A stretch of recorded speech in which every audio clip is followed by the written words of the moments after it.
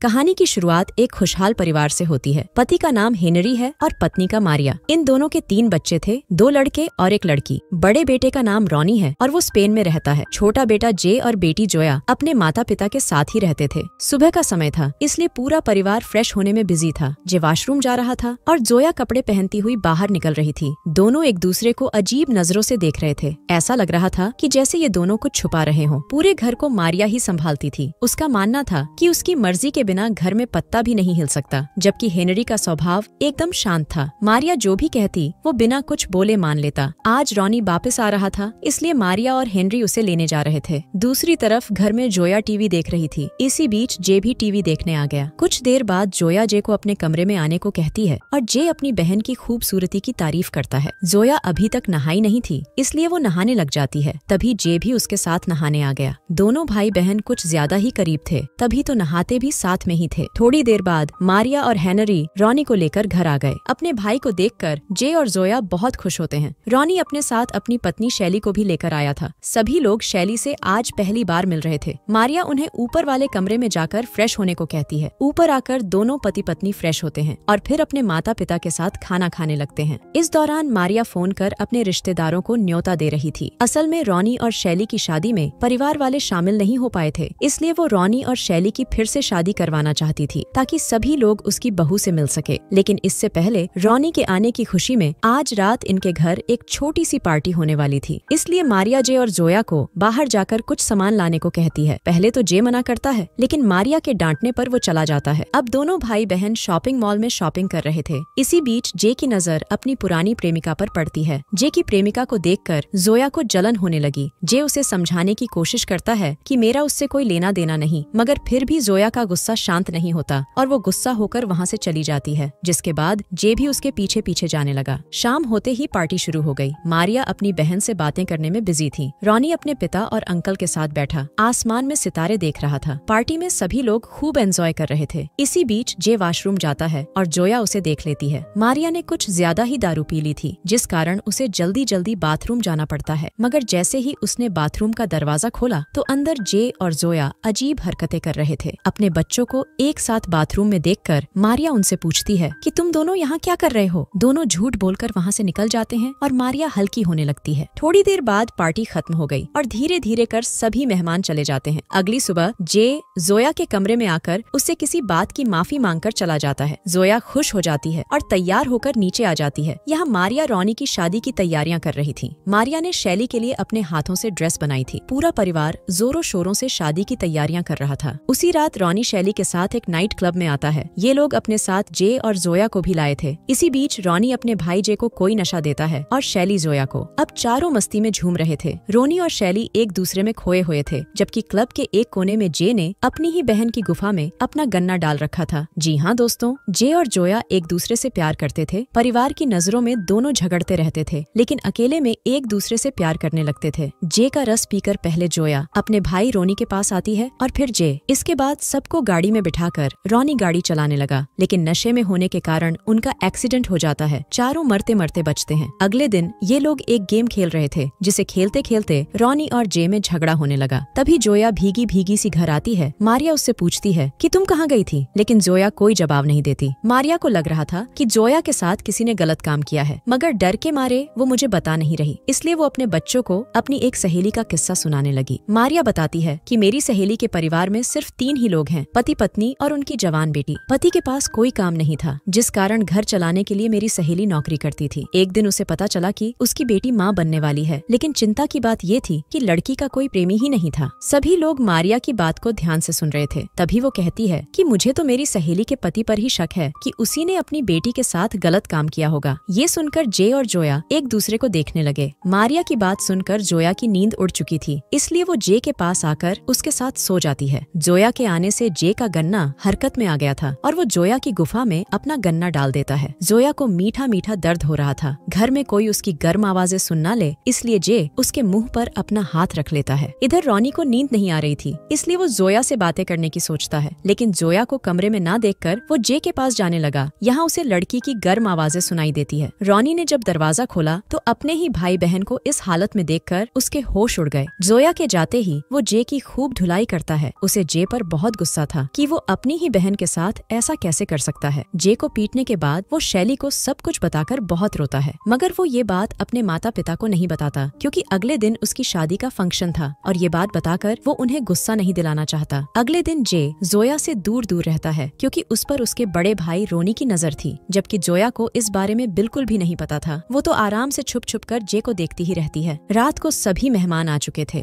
सभी लोग रोनी को बधाई देने के साथ साथ जे से उसके थोपड़े के बारे में भी पूछ रहे थे और जे उन सभी से झूठ बोल रहा था कि मैं गिर गया था। सब लोग शादी में मस्ती कर रहे थे, जबकि जे और जोया चोरी चोरी आंखों से बातें कर रहे थे। रोनी उन दोनों को देखकर बहुत गुस्सा करता है, लेकिन शैली के समझाने पर वो शांत हो जाता है। आज भी मारिया ने ज्यादा दारू पी ली थी, जिस कारण उसे कुछ लोग संभाल कर घर के अंदर ले जाते हैं। जोया के कपड़ों पर कुछ गिर गया था, जिस कारण वो उन्हें साफ करने के लिए बाथरूम में आती है। इसी बीच रोनी पीछे से आकर उसे देखने लगता है। जब जोया की नजर उस पर पड़ी तो वो उसे थप्पड़ मारकर वहाँ से चली जाती है। असल में रोनी जोया को ये बताने आया था कि मुझे तुम्हारे और जे के बारे में सब कुछ पता चल चुका है, मगर वो उसे कुछ कह नहीं पाता। रोनी की हरकत से जोया को लगा कि उसका बड़ा भाई उस पर बुरी नजर डाल रहा है, इसलिए वो अकेले में जाकर बहुत रोती है। शादी के अगले ही दिन रोनी और शैली वापस चले जाते हैं। मारिया अपनी बेटी जोया को बताती है कि रोनी की शादी के चक्कर में मेरे बहुत से काम अधूरे रह गए हैं, इसलिए आज मैं पूरा दिन अपने कामों में बिजी रहूंगी और हेनरी भी रात तक लौटेगा। ये सुनकर जोया समझ जाती है कि आज घर में वो और जे बिल्कुल अकेले होंगे। कुछ देर बाद जोया बागीचे में बैठी थी और तभी जे उसके पास आकर उसे अपने कमरे में चलने को कहता है ताकि दोनों जिस्मानी खेल का मजा ले सके। दूसरी तरफ मारिया अपने काम पर थी। इसी बीच उसे याद आता है कि वो अपनी जरूरी फाइल तो घर पर ही भूल आई है। अब वो अपने घर फोन करती है, जिसे कोई नहीं उठाता। कई बार कोशिश करने के बाद वो फाइल लेने खुद ही घर आ गई। घर आकर वो अपने बच्चों को पुकारती है, लेकिन कोई जवाब नहीं देता। अब जैसे ही वो सीढ़ियों के पास आई तो उसे बच्चों के कमरे से किसी लड़की की गर्म आवाजें सुनाई देती हैं। आवाजें सुनकर वो हैरान हो गई और देखने के लिए जब वो ऊपर आती है तो देखती है कि उसकी बेटी जोया अपने ही भाई के गन्ने की सवारी कर रही है। पहले तो मारिया को ये सब वहम लगता है, लेकिन फिर वो सीधा कमरे में आकर जोर से चीखती है। ये देख जे और जोया भी डर जाते हैं और अपनी माँ के पास आकर खूब रोते हैं।